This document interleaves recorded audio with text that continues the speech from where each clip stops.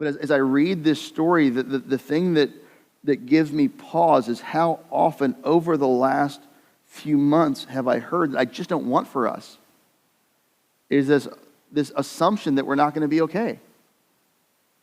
And this belief like things are just going to fall apart and God's not going to come through for us.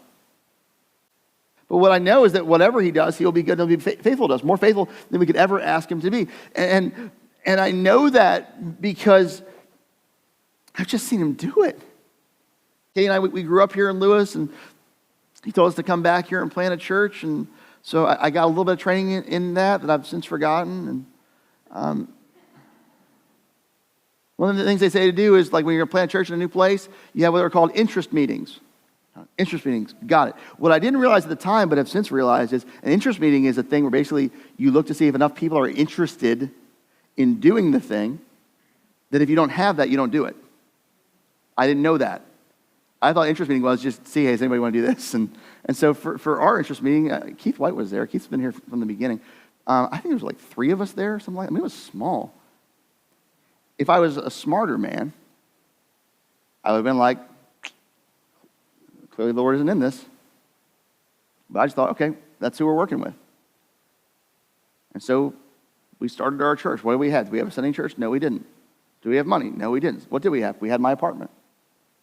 So we started there. And then we outgrew the apartment and we launched in the Hampton Inn.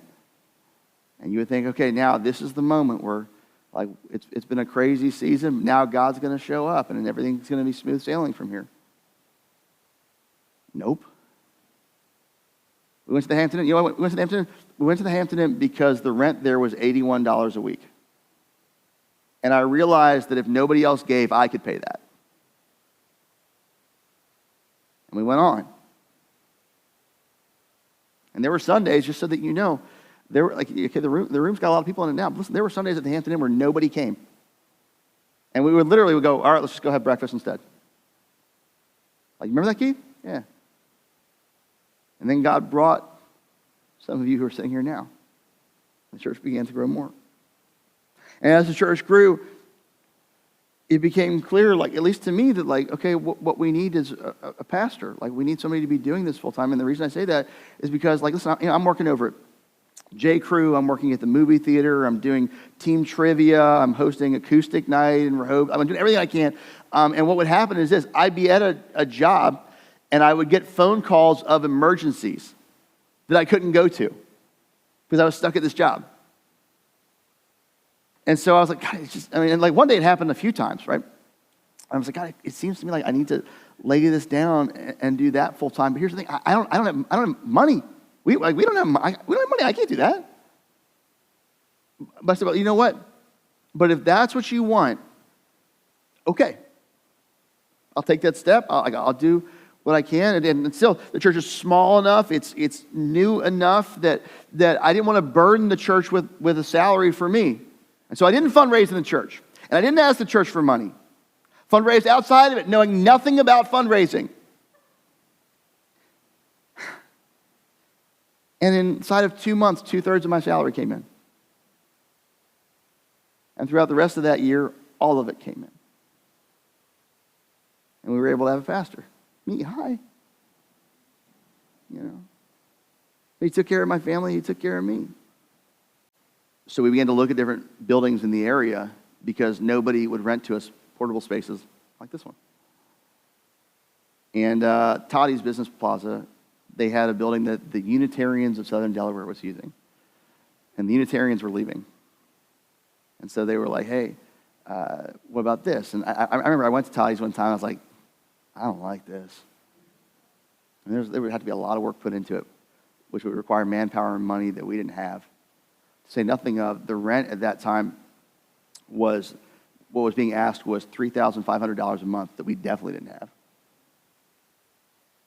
I remember having this day where, you know, I don't believe in making leadership decisions in a vacuum, just me as the one making it. So we took our leadership team over there and just everybody walking around the place praying.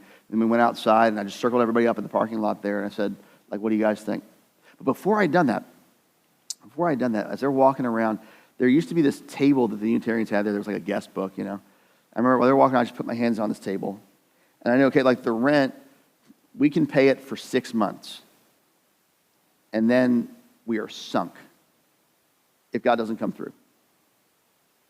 And the owner is asking for, I think, a 3-year lease.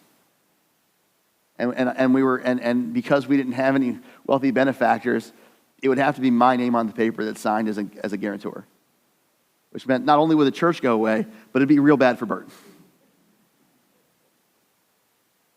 And so I'm standing there, and I just remember putting my hands on this table, and I'm like, God,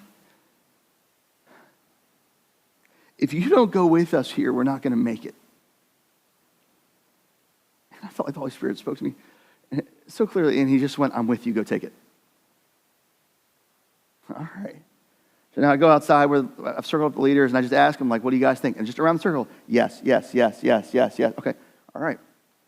So reach out to the realtor, and I go, hey, we're in, we'll take it. She goes, great. Also, the owner really likes you, and he wants to take $500 off the rent every month. I'm like, what? And then here comes a guy, what are we going to do about outfitting it and making it so we have a place for kids, so that because there was no space for kids, how do we make it feel like what we think our church is supposed to be? And in comes a guy named Dave, who's like, hey, I've been working construction for 30 years. I feel like the Lord is telling me to take 2 weeks off of work and oversee the renovation. I'm going to do that for free. And then comes another guy named Dan, and Dan goes, hey, I'm a master electrician. I feel like God's telling me to go ahead and take care of all the rewiring of it for you for free. And then here comes a local sign company, and they're like, hey, listen, we really love you guys, and we feel like it'd be best if we just took care of your signage. Don't even worry about it. And I mean, then my congregants started coming in, and they were like, hey, listen, like, we're going to pitch in, and we're going to, like, I've got tools, let's use tools. I mean, it's just thing after thing after thing after thing after thing. And I'm standing on a stage right now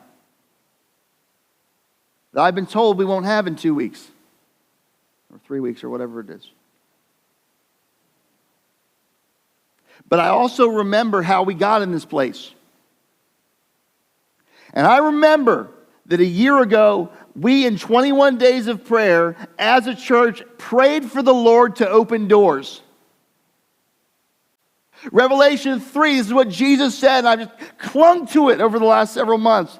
It says, these are the words of him who is holy and true, who holds the keys of David. What he opens, no one can shut. And what he shuts, no one can open. I know there are people in their situations that are scary, but I know who's greater than all of them. And church, I'm asking you, believe with me.